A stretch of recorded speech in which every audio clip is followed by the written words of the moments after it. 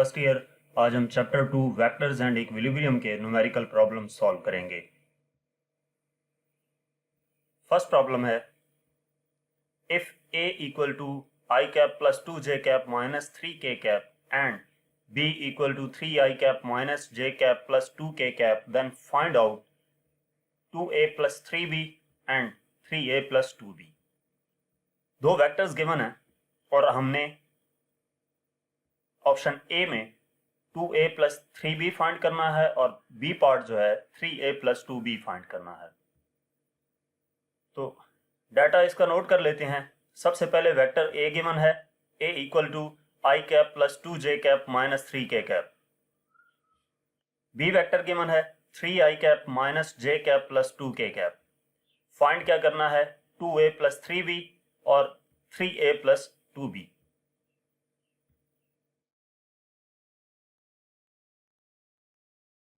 अब हम इसका सॉल्यूशन स्टार्ट करते हैं।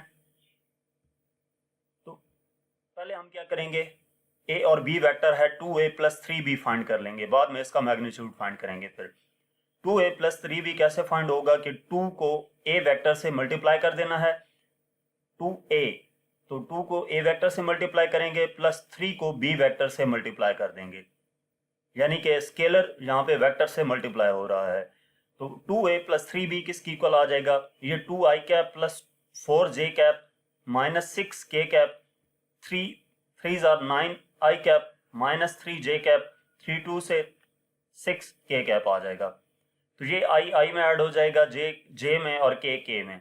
तो 2a प्लस 3b इक्वल हो जाएगा 11i cap, 2 plus 9 11 plus 4 minus 3 plus 1 j cap minus 6 plus 6 0k cap. तो ये हमारे पास वेक्टर फॉर्म में आ गया। अब हम इसका मैग्नीट्यूड फाइंड कर लेंगे। तो 2a प्लस 3b इक्वल हो जाएगा, मैग्नीट्यूड फाइंड करने के लिए under root x square plus y square plus z square वाला फार्मूला। तो यहाँ पे 11 square plus 1 square plus 0 square, तो ये सिंप्लीफाई होकर हमारे पास आ जाएगा अंडर रूट 122, ये 121 आएगा और ये प्लस 1, तो ये 122 और इसका अंडर रूट लेंगे तो 2a प्लस 3b इक्वल आ जाएगा 11 के। इसके बाद 3a प्लस 2b फाइंड करते हैं। तो उसके लिए ये डाटा हमने नोट कर लिया। अब 3a प्लस 2b के लिए a वेक्टर को 3 से मल्टीप्लाई करेंगे और b वेक्टर को 2 से।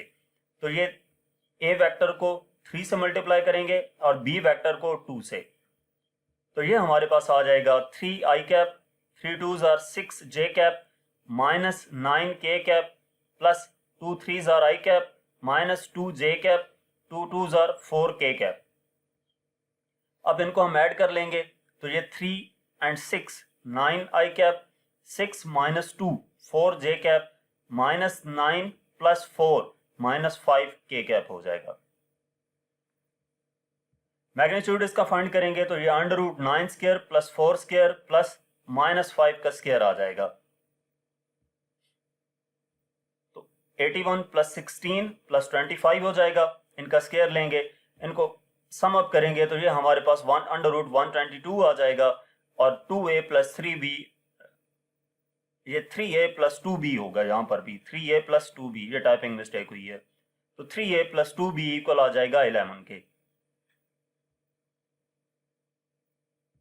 प्रॉब्लम नंबर 2 है हमारे पास, what is the unit vector a in the direction of vector a equal to 2i cap plus 2j cap plus k cap.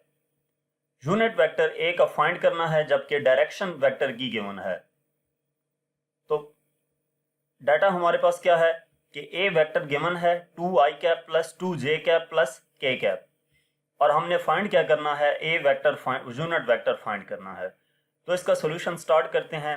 इसके लिए जो बाय डेफिनेशन हमारे पास वेक्टर का फार्मूला होता है, बाय डेफिनेशन क्या है कि वेक्टर किसकी इक्वल होता है, magnitude into unit vector, a mod into unit vector. हमने यूनिट वेक्टर फाइंड करना है तो a unit vector a cap equal आ जाएगा a vector divided by a का मैग्नीट्यूड। तो इसको इक्वेशन 1 का नाम दे देंगे। a वेक्टर हमारे पास मौजूद है, a का मैग्नीट्यूड हम फाइंड करेंगे। तो a का मैग्नीट्यूड क्या आएगा, ये जो a वेक्टर था इसका 2 square plus 2 square plus 1 square आ जाएगा। तो इसको हम कैलकुलेट करेंगे तो ये 4 प्लस 4 प्लस 1 अंडर रूट 9 आ जाएगा। तो ए का मैग्नीट्यूड आ जाएगा 3। अब इनको हम इक्वेशन 1 में पुट कर देंगे, ए मॉड की वैल्यू भी है, ए की भी है, तो इक्वेशन 1 हमारे पास क्या थी, A cap equal to A vector divided by A का मैग्नीट्यूड। तो ए वेक्टर इक्वल आ जाएगा, ए वेक्टर हमारे पास ए कैप इक्वल आ जाएगा, ए वेक्टर हमारे पास था 2a प्लस 2j प्लस के cap divided by A mod 3। तो ये हमारे पास आंसर आ जाएगा इसका। इसके बाद प्रॉब्लम नंबर 3 है, find the projection of vector A on vector B. A का प्रोजेक्शन फाइंड करना है बी वेक्टर पे। तो हमें गिवन क्या है, ए वेक्टर गिवन है और बी वेक्टर गिवन है, और हमने प्रोजेक्शन फाइंड करना है, projection of a on b. इसका सोल्यूशन स्टार्ट करते हैं। तो प्रोजेक्शन फाइंड करने के लिए हमारे पास फॉर्मूला है, projection of a on b equal to a dot b divided by b का मैग्नीट्यूड। इसको इक्वेशन 1 का नाम दे दिया। इसमें ए डॉट बी हम फाइंड करेंगे और इसके अलावा बी का मैग्नीट्यूड भी फाइंड कर लेंगे। तो पहले हम ए डॉट बी फाइंड करते हैं। A dot b dot product two vectors का, तो ये हमारे पास आ जाएगा 2 4s आर 8। आई कैप को आई कैप जिनका यूनिट वेक्टर सेम था उससे मल्टीप्लाई किया 8, बाकी इसको इससे मल्टीप्लाई करें 0 आएगा, इसको इससे करें 0 आएगा, इसको इससे करें 0 आएगा, क्योंकि आई कैप जे कैप के कैप और के कैप आई कैप ये तीनों 0 के इक्वल होते हैं। तो जो सेम थे हमारे पास उनको मल्टीप्लाई करके 8 आ गया। अब b का मैग्नीट्यूड फाइंड करना है। तो b का मैग्नीट्यूड हमारे पास ये वेक्टर है, तो 4 स्क्वायर प्लस 3 स्क्वायर का अंडर रूट आ जाएगा। b equal to under root 25 होगा और ये हमारे पास आ जाएगा 5 के। तो इनको इक्वेशन 1 में पुट कर देंगे। Put in equation 1 projection of a on b equal to a dot b over b का मैग्नीट्यूड, ये हमारे पास इक्वेशन थी, इसमें वैल्यूज पुट करेंगे तो ये 8 ओवर 5 आंसर आ जाएगा। a डॉट b 8 आया था और b का मैग्नीट्यूड हमारे पास 5 था। इसके बाद प्रॉब्लम नंबर 4 है, what is the magnitude and direction of a vector when its horizontal component is doubled than its vertical। Magnitude और डायरेक्शन किसी भी एक वेक्टर की क्या होगी जबकि हॉरिजेंटल कंपोनेंट डबल कर दिया जाए उसके वर्टिकल कंपोनेंट से। तो हम इसमें डाटा में सब क्या कहा गया है, व्हाट इज द मैग्नीट्यूड, यानी कि वेक्टर फाइंड करना है। हम सपोज कर लेते हैं कि वो वेक्टर ए है, तो ए फाइंड करना है, direction of vector theta find करना है, horizontal component is doubled then its vertical. तो हम सपोज करते हैं कि vertical component a y x के इक्वल है, तो जो हॉरिजेंटल कंपोनेंट है ए जेड वो इक्वल ए एक्स इक्वल होगा 2x के, क्योंकि उसने कहा था कि जो हॉरिजेंटल कंपोनेंट है उसको वर्टिकल की से डबल कर दिया जाए, तो अगर वर्टिकल x है तो हॉरिजेंटल 2x होगा। ये हमने सपोज की है। तो अब हम आंसर फाइंड करते हैं, सॉल्यूशन इसका स्टार्ट करते हैं। तो हमारे पास एक वेक्टर फाइंड करने के लिए जो फार्मूला है, ए का मैग्नीट्यूड फाइंड करने के लिए अंडर रूट ए एक्स स्क्वायर प्लस ए वाई स्क्वायर है। तो इसमें हम वैल्यूज पुट करते हैं, ए का मॉड इक्वल आ जाएगा अंडर रूट 2x स्क्वायर, ए एक्स हमारे पास 2x था और ए वाई एक्स है, तो ये हमारे पास आ जाएगा 4x square plus x square, यानी कि magnitude of a equal to under root 5x square. तो इसका अंडर रूट लेते हैं तो ये हमारे पास आ जाता है 2.236x। तो ये x की जो भी वैल्यू है, मैग्नीट्यूड जो है वो ए का ऐसे रहेगा। जो वेक्टर ए वेक्टर है उसका मैग्नीट्यूड 2.236 है। इसके बाद हमने एंगल फाइंड करना है। तो एंगल फाइंड करने के लिए हम फार्मूला यूज करते हैं, theta equal to tan inverse a y over a x. इस फार्मूले में वैल्यूज पुट कर देंगे, थीटा इक्वल आ जाएगा tan inverse a y x है और ए एक्स हमारे पास 2x है। तो इसको डिवाइड करेंगे, ये x x से कैंसिल हो जाएगा, 1/2 आ जाएगा। इसका tan इनवर्स लेंगे तो एंगल हमारे पास आ जाएगा 26.6 डिग्री। इसके बाद प्रॉब्लम नंबर 5 है, find the x and y component of a vector a equal to 4i cap plus 7j cap making angle 60 degree with x axis. x and y component इस vector के find करने हैं और इस vector का angle x axis के साथ 60 degree है, यानी कि फाइंड हमने क्या करना है, ax अगर हम सपोज करते हैं कि ये वेक्टर ए है तो इसका एक्स कंपोनेंट ए एक्स होगा और वाई कंपोनेंट ए वाई होगा। ये दो हमने फाइंड करने हैं। गिवन क्या है, ए equal to 4i plus 7j और थीटा 60 डिग्री गिवन है। तो सोल्यूशन स्टार्ट करते हैं। अब ए एक्स फाइंड करने के लिए, एक्स कंपोनेंट फाइंड करने के लिए जो फार्मूला है A x equal to A cos theta है। तो हम पहले क्या करेंगे, या ए वाई के लिए ए साइन थीटा है, तो हम पहले मैग्नीट्यूड फाइंड कर लेंगे इस वेक्टर का। तो मैग्नीट्यूड कैसे आएगा, अंडर रूट आ जाएगा 4 स्क्वायर प्लस 7 स्क्वायर, ए एक्स स्क्वायर प्लस ए वाई स्क्वायर, अंडर रूट वाला फार्मूला अप्लाई करें तो 4 स्क्वायर प्लस 7 स्क्वायर ये इक्वल आ जाएगा अंडर रूट 65 के, और ये अंडर रूट लेंगे तो 8 आंसर आ जाएगा। अब A x equal to A cos theta, horizontal component find करने के लिए फार्मूला है ए एक्स इक्वल हो जाएगा, ए हमारे पास है 8 कॉस 60, तो ये हम सिंप्लीफाई करेंगे तो ए एक्स इक्वल आ जाएगा 4 के। ये कैलकुलेटर से 8 कॉस 60 की हम फाइंड करेंगे तो ये आंसर 4 आ जाएगा। इसके बाद y कंपोनेंट फाइंड करने के लिए A Y equal to A sine theta, A Y equal हो जाएगा 8 साइन 60 के, यानी कि ए वाई इक्वल टू 7। इसके बाद प्रॉब्लम नंबर 6 है। 3 forces F1, F2 and F3 are acting on a body at point O such that F1 equal to 20 Newton, F2 equal to 40 Newton and F3 equal to 30 Newton as shown in figure। 3 forces point O पे act कर रही हैं।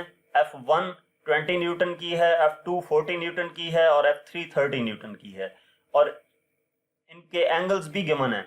F1 x access के साथ 90 degree के angle पे है, F2 45 degree के एंगल पे है, और F3 जो एक्स के साथ इसका गिवन है एंगल वो 45 है। अगर हम उस तरफ से देखेंगे तो ये 360 माइनस 45 होगा। तो हमने करना क्या है, calculate the magnitude and direction of the resultant force of these 3 forces. Resultant find करना है इन तीनों फोर्सेस का, और उस रिजल्टेंट का मैग्नीट्यूड और डायरेक्शन बतानी है। तो हमें डाटा में जो चीजें गिवन है वो नोट कर लेते हैं। सबसे पहले हमें 3 फोर्सेस गिवन है, F1 20 न्यूटन, F2 40 न्यूटन और F3 30 न्यूटन। तो फाइंड हमने क्या करना है, सपोज करते हैं कि जो इनका रिजल्टेंट होगा वो F होगा, तो F हमने फाइंड करना है और एंगल फाइंड करना है थीटा। तो इसका सॉल्यूशन स्टार्ट करते हैं। सबसे पहले हम यहाँ पर जो मेथड यूज करेंगे वो addition of vectors by rectangular components है। Addition of vectors by rectangular components जो आपने टॉपिक पढ़ा हुआ है, उस टॉपिक में जो जो स्टेप्स हैं वो हम फॉलो करते जाएंगे, तो इस न्यूमेरिकल का एंड पे आंसर आ जाएगा। फर्स्ट हम क्या करते होते हैं कि जो फोर्सेस गिवन हैं उनके एक्स और वाई कंपोनेंट्स सॉल्व फाइंड कर लेते हैं। तो F1 के लिए F1 का x component F1x equal to F1 cos theta होगा। F1 20 है, cos थीटा F1 का x एक्सिस के साथ जो एंगल है वो 90 डिग्री का है, तो 20 cos 90 इक्वल आ जाएगा 0 के, क्योंकि cos 90 0 होता है। इसके बाद इसका y कंपोनेंट फाइंड करेंगे तो F1y इक्वल आ जाएगा F1 sin थीटा के, यानी कि 20 sin 90। F1 हमारे पास 20 था गिवन है, और साइन थीटा हमारे पास x एक्सिस के साथ जो F1 एंगल बना रहा है वो 90 है, तो 20 साइन 90 इक्वल आ जाएगा 20 के। इसी तरह F2 का हम x और y कंपोनेंट फाइंड करेंगे तो F2x इक्वल आ जाएगा F2 cos थीटा के, यानी कि F2 हमारे पास है 40 और cos थीटा एंगल जो गिवन है वो है 45। F2 जो x एक्सिस के साथ एंगल बना रहा है, तो ये कैलकुलेट करेंगे तो 28.3 आ जाएगा। इसी तरह F2y इक्वल होगा F2 sin थीटा के, यानी कि 40 sin 45, तो ये इक्वल आ जाएगा 28.3 के। जो F3 है इसको भी इसी तरह हम कैलकुलेट करेंगे, F3x equal to F3 cos theta. यहाँ पर जो थीटा होगा वो हम x कंपोनेंट से यूं करके इसका एंगल देखेंगे। जहां तक 90 270, 90, 180, 270 और यहाँ तक जो इसका एंगल बनेगा वो 315 होगा।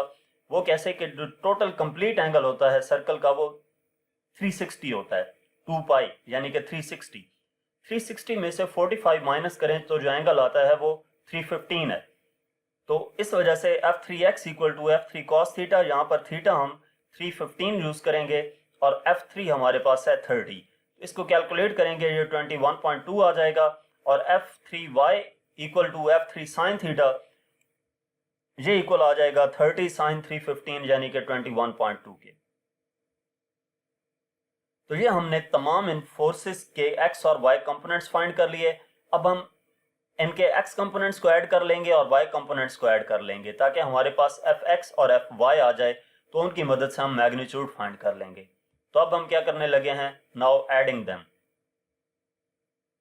तो इसका डाटा यही नोट कर लिया अगेन। अब हम वहां से आगे स्टार्ट करते हैं। तो ऐड करने के लिए पहले x कंपोनेंट्स को ऐड करेंगे। fx इक्वल होगा f1x plus f2x plus f3x। तो f1x 0 था, f2x 28.3 था और f3x 21.2 था।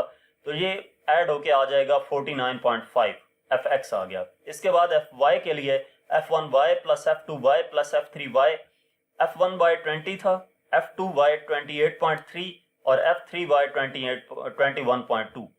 तो ये fy इक्वल आ जाएगा 27.1 के।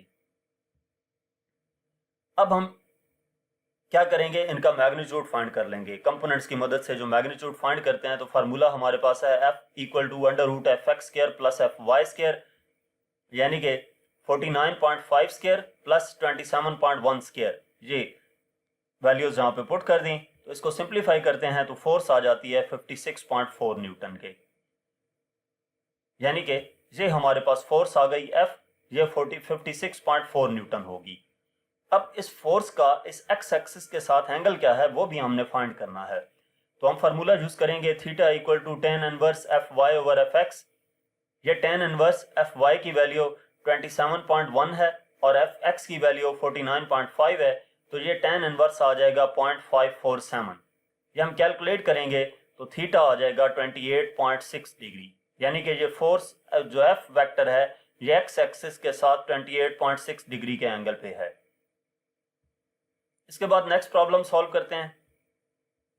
तो 7 प्रॉब्लम है, prove that the three vectors 3i cap plus j cap plus 2k cap i cap minus j cap minus k cap and i cap plus 5j cap minus 4k cap are at right angle to one another.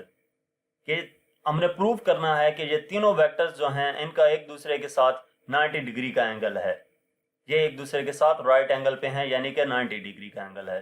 तो हमें data में जो vectors given है हम इनको A B C करके लिख लेते हैं। ए वेक्टर गिवन है 3i cap plus j cap plus 2k cap और बी वेक्टर गिवन है i cap minus j cap minus k cap और सी वेक्टर गिवन है i cap plus 5j cap minus 4k cap. इसका solution start करते हैं। Solution में हमने prove करना है कि ये तीनों वेक्टर्स एक दूसरे के साथ 90 डिग्री के एंगल पे हैं। तो आपने करना क्या होगा, बेसिकली होता यह है कि if the dot product of two vectors is 0 then the angle between them is 90। अगर दो वेक्टर्स के दरमियान डॉट प्रोडक्ट 0 हो तो उन दो वेक्टर्स के दरमियान एंगल 90 डिग्री का होता है। तो हमने इस न्यूमेरिकल में हर दो वेक्टर्स के दरमियान एंगल फाइंड कर लेना है, यानी कि ए बी के दरमियान, बी सी के दरमियान और सी ए के दरमियान। अगर ये तीनों हमारे पास 0 आते हैं तो इसका मतलब ये है कि ये तीनों वेक्टर्स एक दूसरे के साथ 90 डिग्री के एंगल पे हैं, यानी कि ये राइट एंगल होंगे। तो हम ए डॉट बी फाइंड करते हैं, ए और बी के दरमियान इनका डॉट प्रोडक्ट हम फाइंड करते हैं ए और बी का। ए और बी का डॉट प्रोडक्ट ए और बी, तो इसमें से आई कैप को आई कैप से मल्टीप्लाई करना है, जे कैप की वैल्यू को जे से, जे कैप से, के कैप को के कैप से। तो 3 को 1 से 3 1 1 माइनस 1 प्लस 2 माइनस 1। तो ए डॉट बी इक्वल आ जाएगा 3 माइनस 1 माइनस 2, ये इक्वल आ जाता है 0 के। अब हम बी डॉट सी, बी और इस बी और सी वेक्टर के दरमियान जो डॉट प्रोडक्ट है वो फाइंड करते हैं। तो बी डॉट सी इक्वल आ जाएगा, ये बी वेक्टर नोट कर लिया और ये सी वेक्टर नोट कर लिया, तो इनको हम इनका डॉट प्रोडक्ट लेते हैं।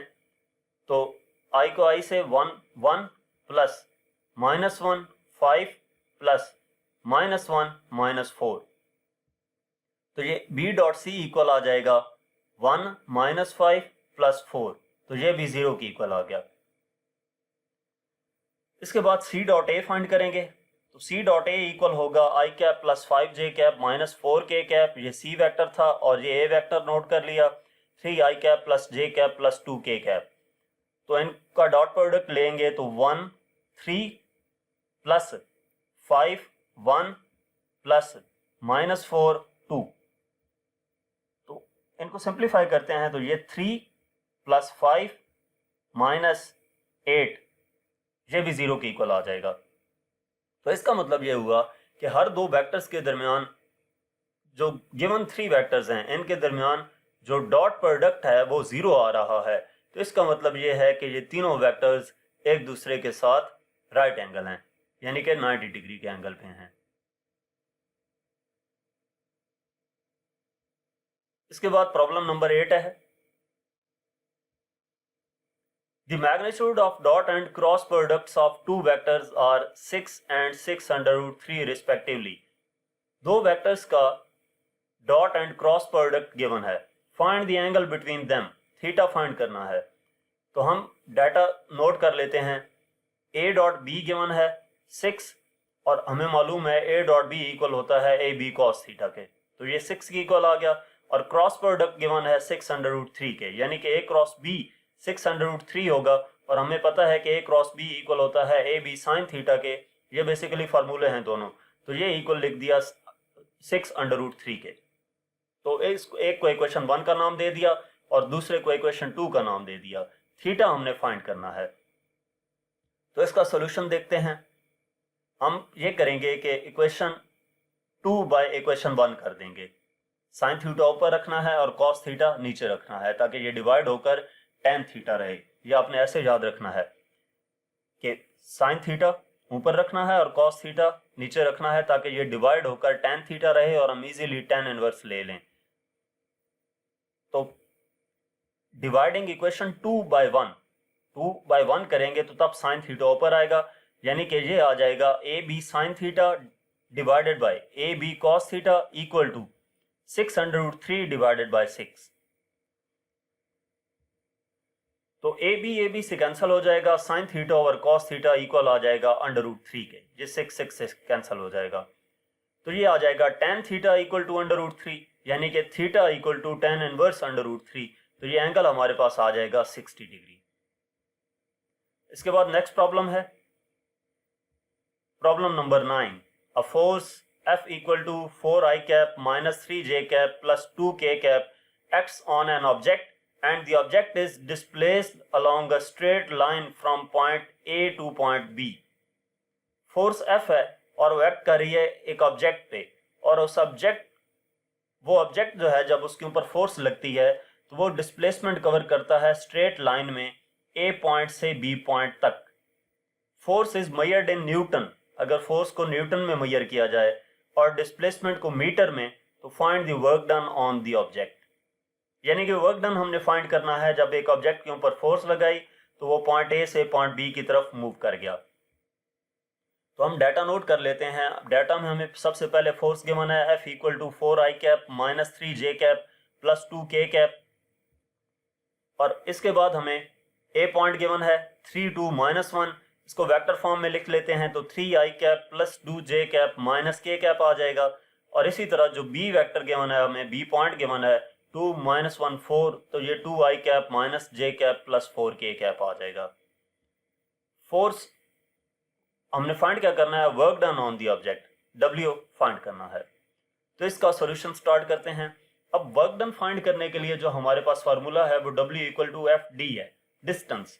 अब यहाँ पर पॉइंट्स गिवन है, यानी कि एक पॉइंट से दूसरे पॉइंट के दरमियान जो डिस्टेंस है वो भी हमने फाइंड करना है। तो वो कैसे फाइंड करेंगे, दूसरे वाले पॉइंट से पहले वाले पॉइंट को माइनस कर लेंगे, यानी कि D इक्वल आ जाएगा B माइनस A के। तो D इक्वल होगा, B वेक्टर हमारे पास था 2i minus J cap plus 4k cap minus A vector था 3i cap plus 2j cap minus k cap. तो ये सब्ट्रैक्ट करेंगे 2 minus 3 minus 1 minus 1 minus 2 minus 3 और ये 4 प्लस 1 5k आ जाएगा। यानी कि इनको सब्ट्रैक्ट करने से minus 1 I cap minus 3j cap plus 5k cap आ गया।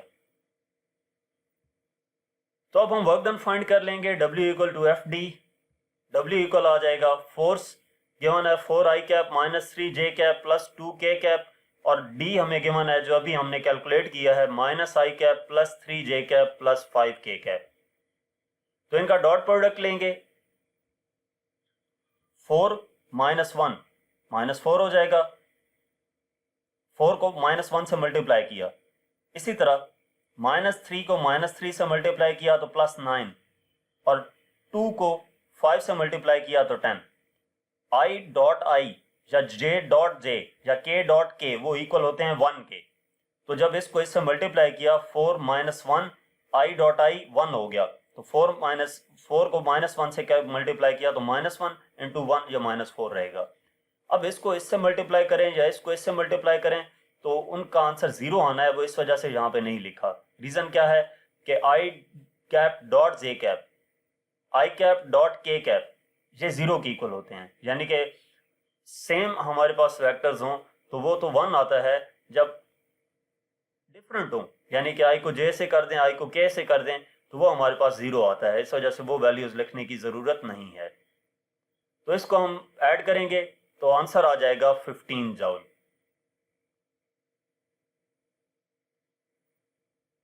प्रॉब्लम नंबर 10 है 3 forces are acting at one end of the rod of length 80 centimetre.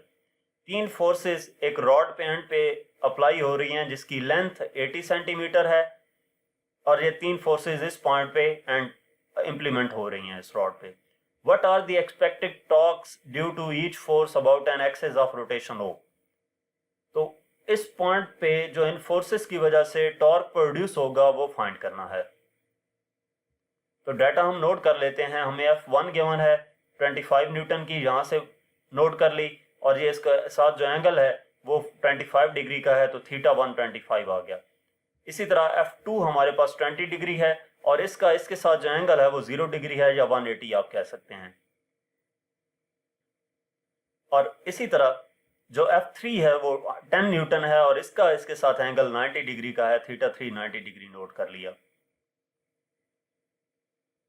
Find हमने क्या करना है, रेडियस भी हमें गिवन है, यहाँ से लेकर यहाँ तक जो लेंथ है इस रॉड की 80 सेंटीमीटर, इसको मीटर में कन्वर्ट कर लेंगे तो 0.8 मीटर आ जाएगा। और फाइंड हमने करना है टॉर्क 1 फर्स्ट फोर्स की वजह से, टॉर्क 2 सेकंड फोर्स की वजह से और टॉर्क 3 F3 की वजह से। तो सोल्यूशन इसका स्टार्ट करते हैं। हमारे पास टॉर्क फाइंड करने के लिए जो फार्मूला है टा1 equal to R1 F1 sine theta, tau equal to RF sine theta होता है तो सब स्क्रिप्ट में 1 लगा दिया। अब इसमें वैल्यूज पुट करेंगे, टा1 इक्वल हो जाएगा R1 हमारे पास है 0.8, ये R सब के लिए सेम है तो 0.8, F1 25 और थीटा हमारे पास ये भी 25 है जो इसके लिए है थीटा 1। बेशक इधर भी आपने सब स्क्रिप्ट में 1 लिख लेना है। इसको कैलकुलेट करेंगे तो टा1 इक्वल आ जाएगा 8.45 न्यूटन मीटर के।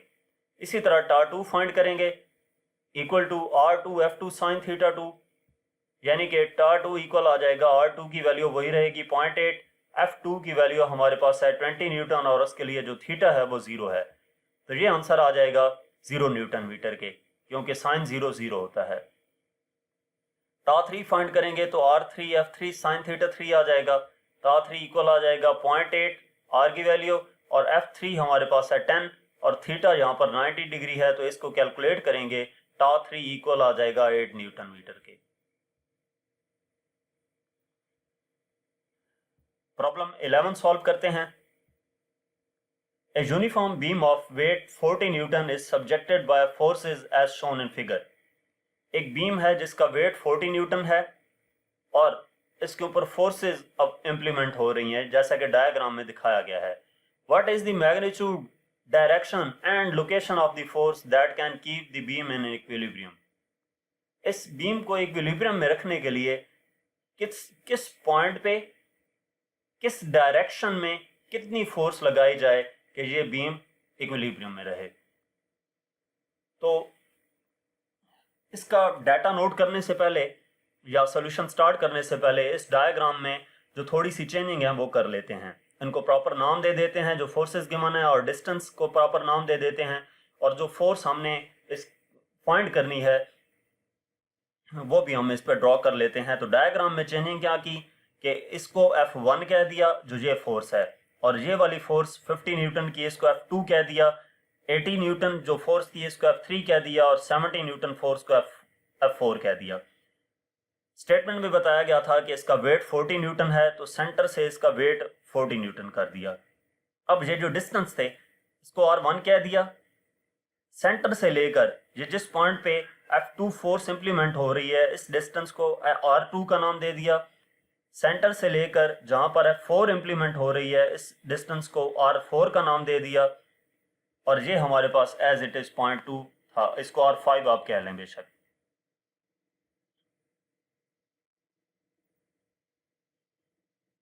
तो ये हमारे पास आ गई फोर्सेस। अब इसके बाद मजीद क्या किया कि जो हमारे पास 80 न्यूटन की फोर्स थी इसको रेक्टेंगुलर कंपोनेंट्स में रिजॉल्व कर लिया।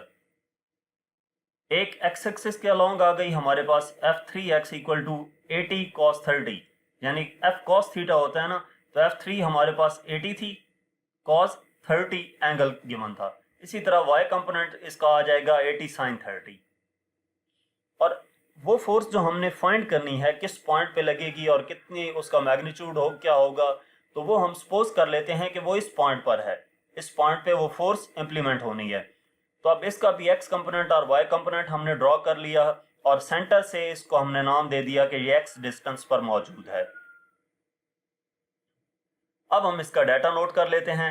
डाटा में F1 वेट इसका गिवन है बीम का W 40 न्यूटन, इसके बाद F1 है 60 न्यूटन, F2 हमारे पास है 50 न्यूटन, इसी तरह F3 80 न्यूटन है, और F4 हमारे पास है 70 न्यूटन के। ये वेट और ये तमाम फोर्सेस आ गई। अब जो डिस्टेंस थे वो हम यहाँ से देख के नोट कर लेंगे। F3x जो है वो 80 cos 30 69 न्यूटन आ गया, और F3y 80 sin 30 जो 40 न्यूटन आ गया। तो फोर्स हमने फाइंड करनी है जो इस पॉइंट पे इंप्लीमेंट होगी, इसका मैग्नीट्यूड फाइंड करना है, इसकी डायरेक्शन फाइंड करनी है, और लोकेशन यानी कि सेंटर से इसका डिस्टेंस कितना है ये XP फाइंड करना है।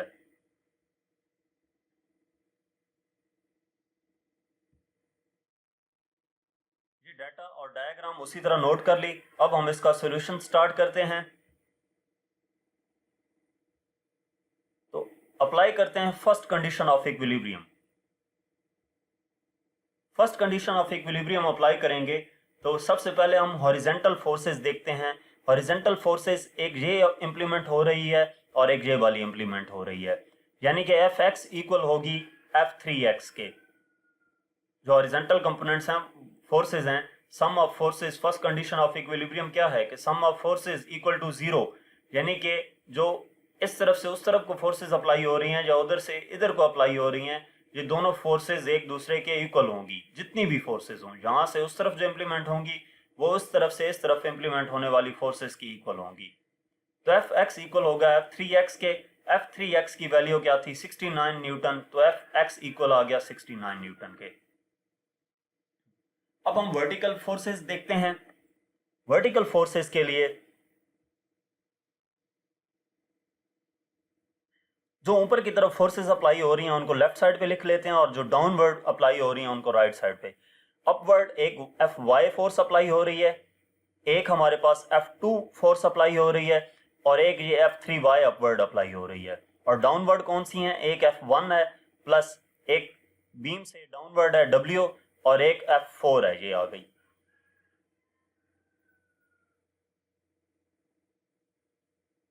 इनमें हम वैल्यूज पुट कर देते हैं। F Y as it is आ जाएगी, F2 हमारे पास है 50 ये गिवन है, F3y 40 न्यूटन है इक्वल टू F1 60 है, W 40 है और F4 हमारे पास 70 है।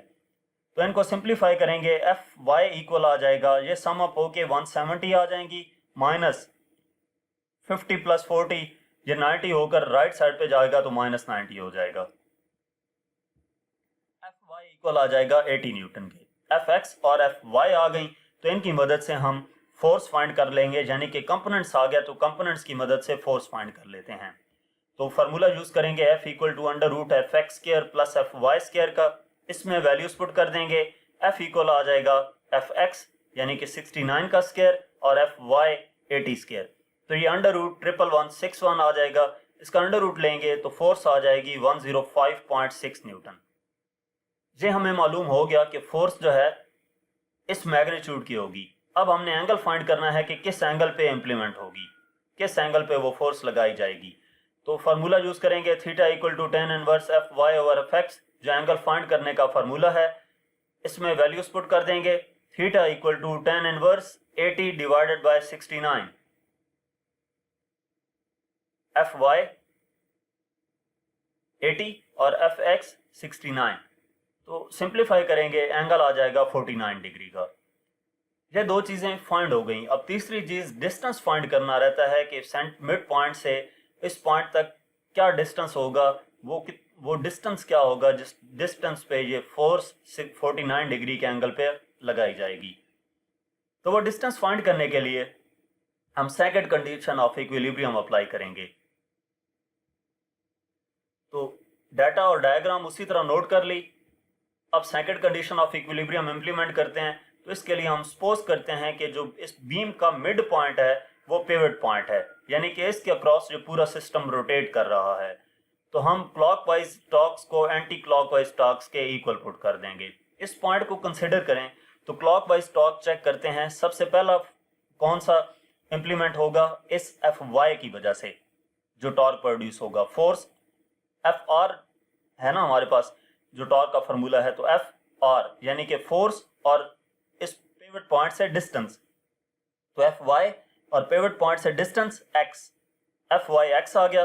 दूसरा जो टॉर्क प्रोड्यूस होगा F2 की वजह से होगा जो क्लॉकवाइज होगा, तो F2 यहां तक distance R2, F2 R2 plus, अब तीसरा जो टॉर्क प्रोड्यूस होगा क्लॉकवाइज जो F4 की वजह से होगा इस तरह क्लॉकवाइज, तो F4 और यहां से यहां तक का डिस्टेंस R4 इक्वल आ जाएगा। अब वो फोर्सेस जो एंटी क्लॉकवाइज प्रोड्यूस हो रही हैं, तो सबसे पहले F1 है, F1 इंटू यहां से लेकर यहां तक का डिस्टेंस, तो वो डायरेक्ट कोई नाम नहीं दिया हुआ है, इस वजह से ये टोटल होगा इनका, यानी कि R1 प्लस R2 का, प्लस F3y जो फोर्स है F3y ये वाली, ये भी इसी तरह एंटी क्लॉकवाइज इंप्लीमेंट हो रही है। तो F3y का यहां से यहां तक जो डिस्टेंस है वो भी R4, और अगर हम इसको R5 लिखें तो R4 प्लस R5 होगा, क्योंकि यहां से यहां तक टोटल डिस्टेंस इसका लेना है, पिवट पॉइंट से लेकर उस पॉइंट तक जहां पे फोर्स इंप्लीमेंट हो रही होती है। Fy कितना है हमने फाइंड किया था 80, x एज इट इज आ गया, प्लस F2 50 है, R2 0.30L प्लस F4 70 और R4 0.30L इक्वल आ जाएगा F1 हमारे पास 60 है into R1 plus R2, R1 है 0.20 और R2 है 0.30, तो ये सम अप होके 0.50L आ जाएगा, प्लस F3y हमारे पास है 40, ये 40 नोट कर लिया, और R4 प्लस R5 यानी कि ये और ये, इन दोनों को सम अप करें तो 0.50L आ जाएगा।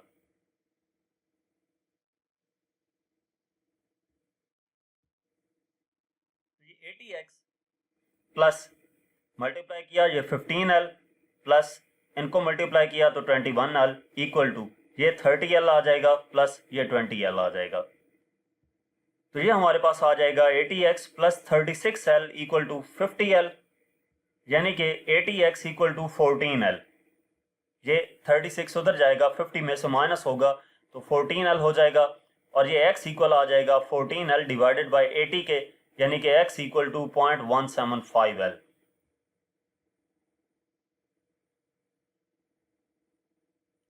तो ये वो डिस्टेंस है जिस डिस्टेंस पे फोर्स अप्लाई होगी।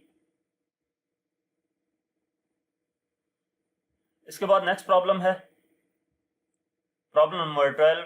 अ traffic light hangs from a cable tied to two other cables fastened to a support as in figure.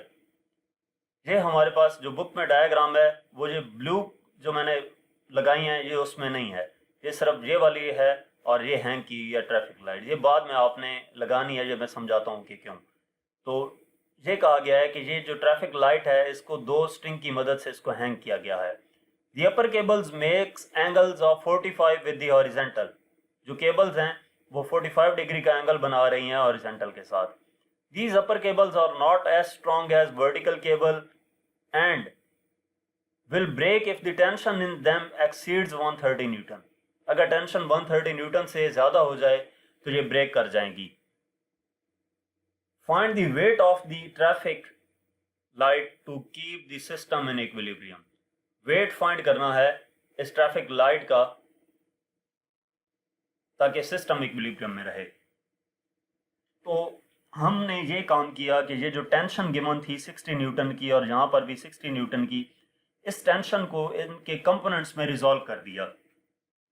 तो x component t cos theta आ गया दोनों का, और y component t sin theta आ गया।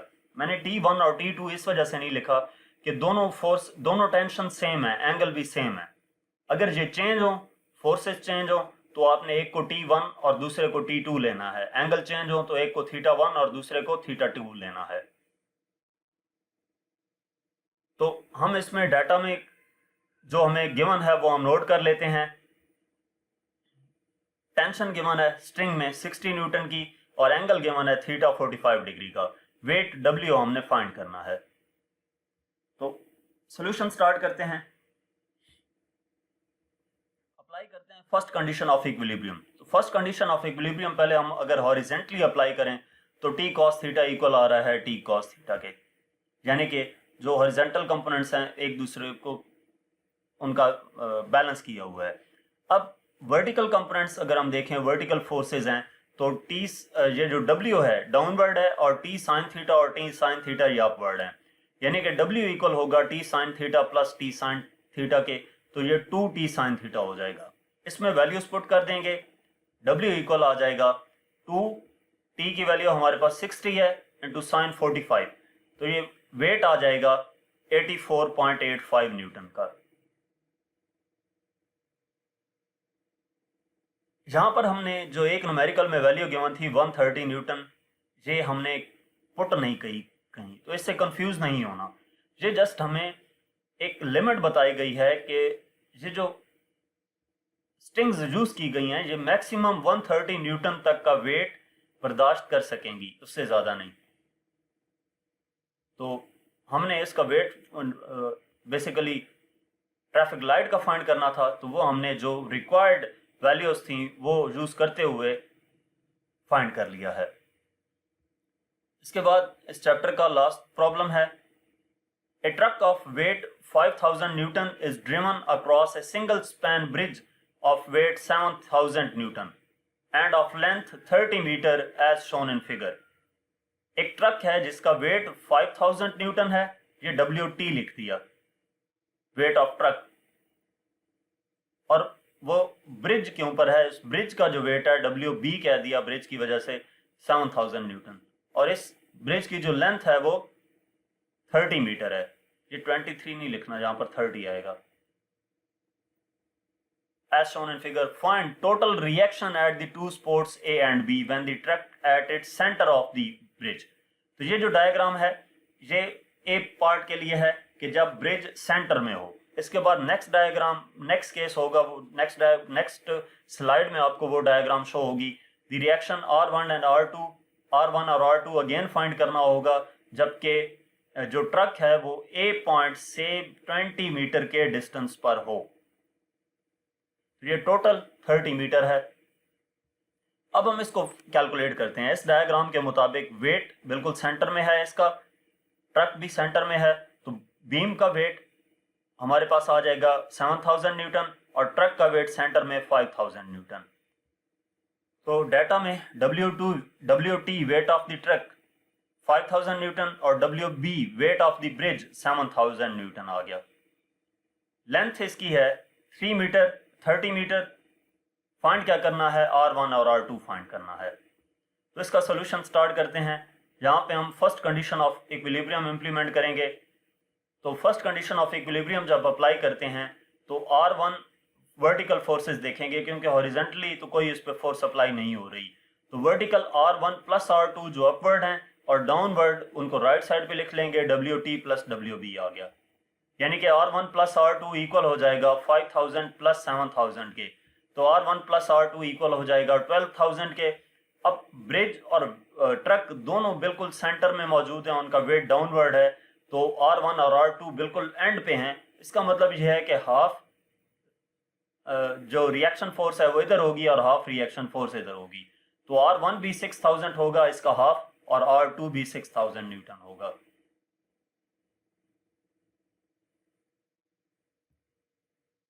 इसके बाद ये हमने वही डाटा नोट कर लिया। डायग्राम थोड़ी सी चेंज की है केस 2 के लिए। केस 2 में ये कहा गया था कि जो ट्रक है वो पॉइंट A से 20 मीटर के डिस्टेंस पर हो, तो इसको 20 मीटर के डिस्टेंस पर रखा, और इस तरफ B से जो डिस्टेंस हो जाएगा वो 30 मीटर हो जाएगा, क्योंकि टोटल डिस्टेंस 30 मीटर था। ये 10 मीटर आ गया और ये 20 मीटर आ गया। तो अब हम सोल्यूशन इसका स्टार्ट करते हैं। Second condition of equilibrium apply करेंगे। तो फर्स्ट हम कंसिडर करेंगे कि पॉइंट ए जो लेट पॉइंट ए जो है वो पिवट पॉइंट है, यानी कि पूरा सिस्टम इसके अक्रॉस रोटेट कर रहा है। तो क्लॉकवाइज टॉर्क्स इक्वल होंगे एंटी क्लॉकवाइज टॉर्क्स के। यहाँ पे हम देखते हैं कि क्लॉकवाइज टॉर्क कौन सा प्रोड्यूस हो रहा है इस पॉइंट के अक्रॉस। जब ये पूरा सिस्टम रोटेट करता है तो इसका मतलब ये है कि ये एंटी क्लॉकवाइज है, ये एंटी क्लॉकवाइज है और ये फोर्स क्लॉकवाइज है।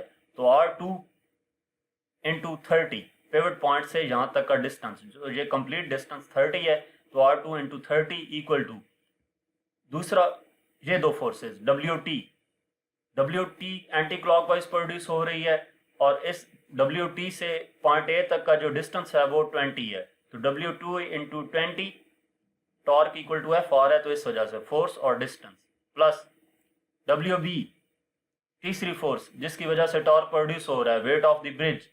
तो WB इंटू यहाँ से पॉइंट A तक का डिस्टेंस, टोटल ये 30 था, तो मिड पॉइंट से हाफ इधर होगा और हाफ इधर होगा, यानी कि 15 मीटर होगा। तो 15 यहाँ पे पुट कर दिया। अब इसमें बाकी रिमेनिंग वैल्यूज WT और WB की पुट कर देते हैं। तो ये 30 R2 इक्वल आ जाएगा WT weight of the truck 5000 into 20 plus 7000 into 15। तो 30 R2 इक्वल आ जाता है 25,000, यानी कि R2 इक्वल आ जाएगा 6833 न्यूटन के। जब 205,000 पे 30 डिवाइड करेंगे तो R2 इक्वल आ जाएगा 6833 न्यूटन के। इसी तरह अब हम कंसिडर करते हैं कि B जो है वो पिवट पॉइंट है। तो B पिवट पॉइंट कंसिडर करके क्लॉकवाइज टॉर्क इक्वल कर देंगे एंटी क्लॉकवाइज टॉर्क्स के। तो इस पॉइंट को अगर हम कंसिडर करते हैं तो जो क्लॉकवाइज टॉर्क्स है वो WB और WT है। ये इस तरह क्लॉकवाइज टॉर्क प्रोड्यूस हो रहा है इनकी वजह से, और R1 की वजह से एंटी क्लॉकवाइज टॉर्क प्रोड्यूस हो रहा है। तो टॉर्क वाइज कौन से हैं, WT इसका B पॉइंट से डिस्टेंस, पिवट पॉइंट से distance 10 plus WB weight of the bridge और पिवट पॉइंट से डिस्टेंस टोटल 30 था, तो ये यहाँ से यहाँ तक 15 होगा, इक्वल टू R1 जो एंटी क्लॉकवाइज टॉर्क प्रोड्यूस कर रही है।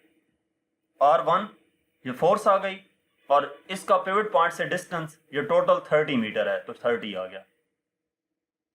रिमेनिंग वैल्यूज पुट करते हैं। WT 5000 है, WB 7000 है।